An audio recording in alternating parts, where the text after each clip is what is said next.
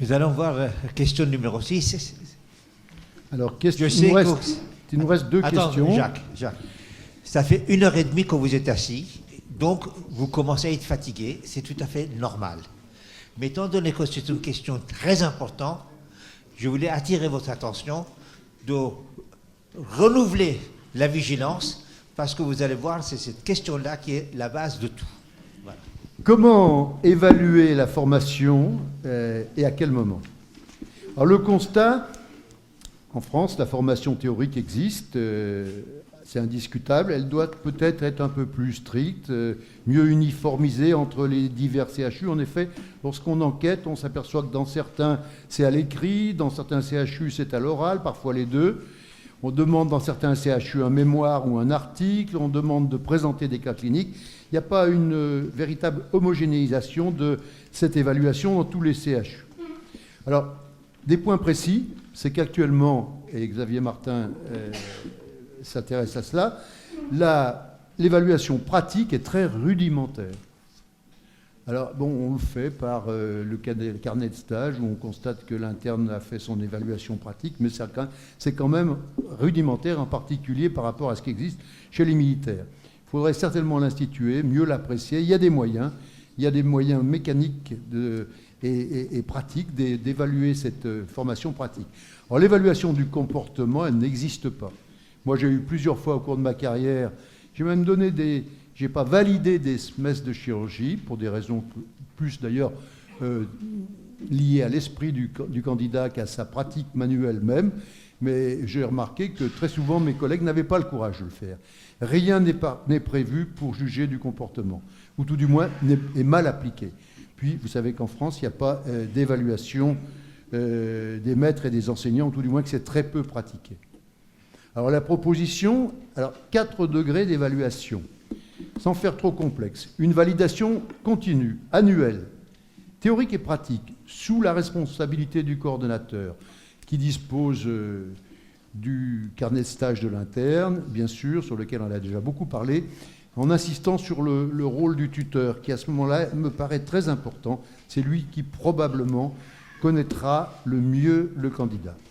L'autorisation de continuer le cursus, justement ce point dont j'ai abordé le problème, est de détourner l'étudiant éventuellement vers une autre carrière, en fin de deuxième année, reposant sur la capacité de l'étudiant, sur son comportement et sa motivation. À ce stade, fin de deuxième année, il n'est peut-être pas trop tard pour envisager une réorientation. Une évaluation pratique, qui peut très bien se faire au laboratoire d'entraînement, après la troisième année, comme nous l'avons proposé. Et actuellement, on essaye, au niveau de l'Académie nationale de chirurgie, de faire une enquête dans les différentes écoles de chirurgie pour voir ce qui est fait et de comparer les formations, car toutes les écoles de chirurgie en France n'ont pas les mêmes possibilités. Enfin, la validation finale, qui ouvre droit à la pratique définitive et autonome de la chirurgie. Alors, doit-elle intervenir en fin de DESC, en fin de clinica ? De toute façon, c'est le Conseil de l'Ordre qui va valider et donner le droit d'exercice.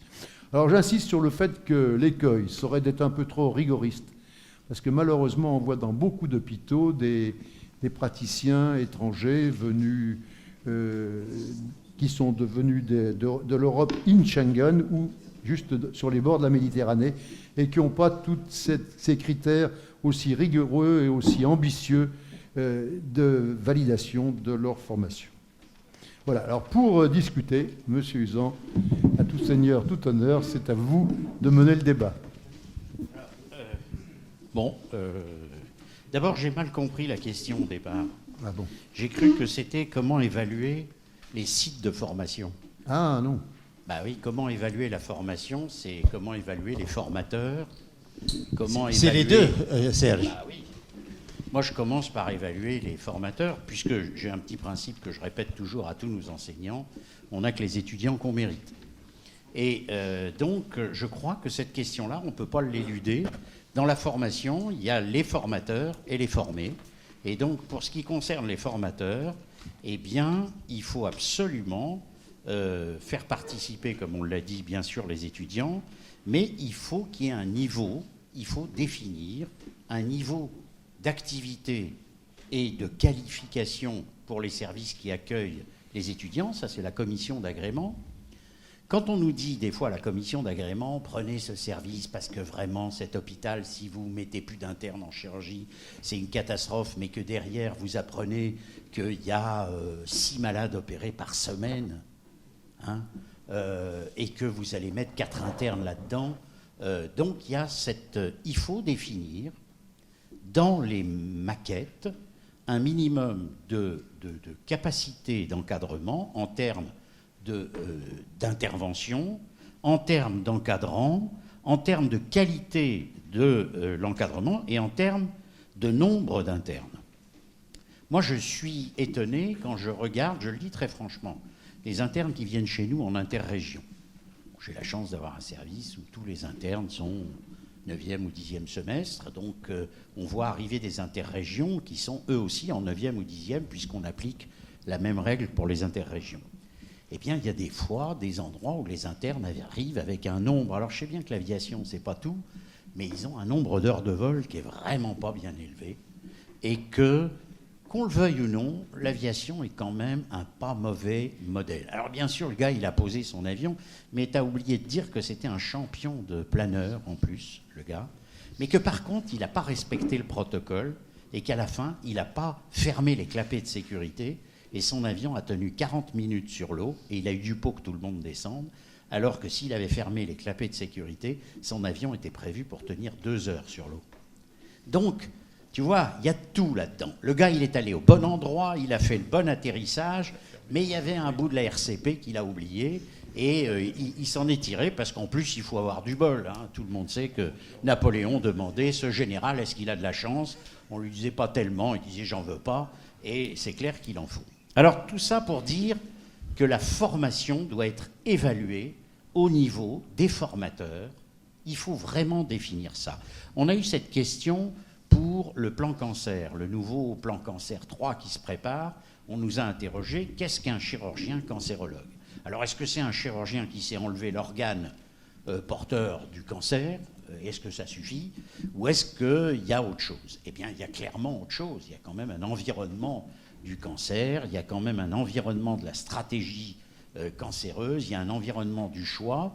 Tu as dit tout à l'heure que les chirurgiens n'avaient plus trop les indications parce qu'il y avait les RCP. Moi, je crois qu'un chirurgien qui participe vraiment au RCP, eh ben, rapidement, c'est lui qui prend la main de la RCP parce qu'au bout du bout, c'est lui le chirurgien et ça devient le patron de la RCP. Ça, je peux te dire. Le seul problème, c'est quand il n'y va pas. Ça, c'est déjà différent et que tu laisses des anapathes, des oncologues médicaux et des biologistes discuter de ce qu'il faut faire chez le malade. Donc, je suis moins inquiet là-dessus. Alors, je vais enfin répondre à votre question. On a parlé donc de la question des formés. Vos propositions, moi, grosso modo, je les trouve intéressantes. Alors, l'évaluation à la fin de la 2e année, non, c'est à la fin du 3e semestre. Pourquoi ? Parce que si on doit dire à un interne, écoute mon gars, faut être raisonnable, je me demande si tu ne ferais pas mieux de faire autre chose. Eh bien, il faut qu'il fasse un 4e semestre dans la discipline où il va aller pour pouvoir exercer son droit au remords. Donc, souvent, les gars vous disent, mais attendez, vous me prévenez, j'ai plus, où est-ce que je vais aller, je sais. Là, au moins, il peut aller passer un semestre dans une autre discipline. Ça me paraît important et de préciser que c'est à la fin du 3e semestre. Il faut effectivement qu'il y ait un tuteur qui parle avec les gens qui ont reçu cet étudiant, qui parle avec le coordonnateur, qui parle avec l'étudiant, parce que c'est important aussi de voir comment il a vécu les choses. Et à ce moment-là, cette évaluation, elle peut être pertinente. Mais il y a aussi le fameux carnet, je ne sais pas qui a parlé du carnet informatisé de stage, c'est toi, je crois, c'est très important. J'étais d'ailleurs très content de voir un maître de conférence actuel de notre faculté et un futur. Il y a peu de suspense pour les nominations à Paris 6, donc nous avons un futur maître de conférence aussi ici. Donc, ce qui veut dire qu'on veut que les gens soient hospitalo-universitaires jeunes, qui passent par cette étape de maître de conf, qui n'est pas très longue, hein, vous inquiétez pas, souvent avec les gens brillants, et qui leur permet quand même d'avoir exercé à différents niveaux et de voir ça. Alors j'en reviens à ça. Donc il faut avoir cette évaluation. Et cette évaluation, elle doit être anticipative et surtout, elle doit être tu viens de le dire, courageuse et loyale. Parce que ce n'est pas évident de dire, alors je ne dis pas si en plus c'est le fils ou la fille d'un collègue, j'aime autant vous dire que ça se passe très mal. Hein. Il paraît que tu as... Alors on est obligé de faire des trucs en disant, je me demande si finalement c'est dommage de priver la biologie de vos qualités intellectuelles. Alors on peut toujours essayer, mais ça ne marche pas toujours. Parce que les gens qui veulent faire de la chirurgie, ils ont un défaut, c'est qu'ils ne veulent pas changer. En général, ils veulent faire de la chirurgie parce que c'était ça, l'objectif, éventuellement celui de leur mère. Et donc, c'est très important. Alors l'évaluation... Tu as dit évaluation sur simulation. Non, la simulation, je crois que c'est très important. C'est très important pour les premiers gestes. Moi, je me souviens très bien de ma première ponction pleurale. Je ne savais plus, putain de merde, si c'était bord supérieur de la côte inférieure ou bord inférieur de la côte supérieure. J'ai piqué au milieu, ce qui n'était pas le bon endroit, c'est clair. Donc, apprendre une ponction pleurale sur un simulateur, c'est parfaitement faisable. Alors, il faut savoir que ces simulateurs qui vous permettent même d'apprendre une dystocie des épaules, un forceps difficile, ça vaut 150 000 € pièce. Donc, ça, la recommandation, c'est qu'il faut se regrouper entre UFR pour arriver à avoir une école de simulation, c'est ça le bon nom. L'école de chirurgie, c'est aussi le bloc opératoire, c'est les maîtres. C'est très important quand même, hein, les gens qui vous apprennent ce que c'est que la façon de gérer la relation avec le malade. C'est tout ça. C'est pas... Là, c'est une école de simulation. C'est le simulateur de vol. Et à ce moment-là, on peut apprendre beaucoup de choses sur un simulateur. Il y a des simulateurs extraordinaires. Vraiment des choses. Mais enfin, ceux-là valent 150 000 €. Donc quand dans une fac, le budget pédagogique, vous en avez payé un 2, alors il faut aller vers des coopérations nouvelles. Nous, avec Paris 12, c'est-à-dire Créteil, nous allons constituer un collégium qui gérera le centre de simulation avec l'école vétérinaire de Maisons-Alfort. Il faut aussi aller vers les vétérinaires. C'est très utile pour avoir des animaux et surtout pour avoir des gens pour s'en occuper quand on a fini de les opérer. Et ça, c'est très important. Donc, je crois vraiment qu'il faut faire ça. Mais l'évaluation, c'est le carnet, le logbook de l'interne, avec des actes dont on a fixé une limite, des actes en tant qu'opérateur, d'autres en tant qu'aide. Il faut bien distinguer les deux. Et ce logbook étant validé, certifié par l'encadreur. Je crois qu'il ne faut pas aller au-delà. On ne peut pas imaginer... Moi, je me souviens d'une horreur à laquelle on s'est livré avec Daniel Dargent, le très regretté Daniel Dargent de Lyon. Au CNU, il y a 14 ans, il nous est venu l'idée farfelue d'aller voir opérer les gars. Il y en avait un, je me souviens, c'était à Marseille, c'était épouvantable. Il avait Dargent et moi dans le dos. J'ai jamais vu un type trembler autant. On s'est dit, on est vraiment nocif pour le malade. On s'est retiré et on a renoncé à ça. C'est plus le moment, à la fin de l'internat, de lui dire, allez, vas-y mon gars, fais-moi une colectomie. C'est l'ensemble des colectomies certifiées. On peut imaginer qu'à la fin du stage, le responsable de stage, parce que c'est une vraie responsabilité, exprime et synthétise tout ça. Alors voilà un petit peu les points que tu as soulevés. Tuteur, très important, coordonnateur, la maquette. Les CNU doivent, et heureusement c'est vraiment le cas maintenant, s'impliquer de plus en plus dans ça. C'est leur rôle. Je rappelle que les CNU, c'est le jury le plus élevé de la formation universitaire dans ce pays. Et c'est donc très important que les CNU participent à ça. Voilà un petit peu ce que j'avais à dire là-dessus, mais je crois qu'on peut peut-être discuter sur ces points. Bien, merci beaucoup. Et Serge, merci. Parmi les choses que je voulais te demander, parce que ça va être le prélude pour la dernière question, c'est l'existence d'un certain nombre de points qu'on peut acquérir par l'enseignement théorique, par le compagnonnage, par le laboratoire de simulation ou d'entraînement, etc., etc.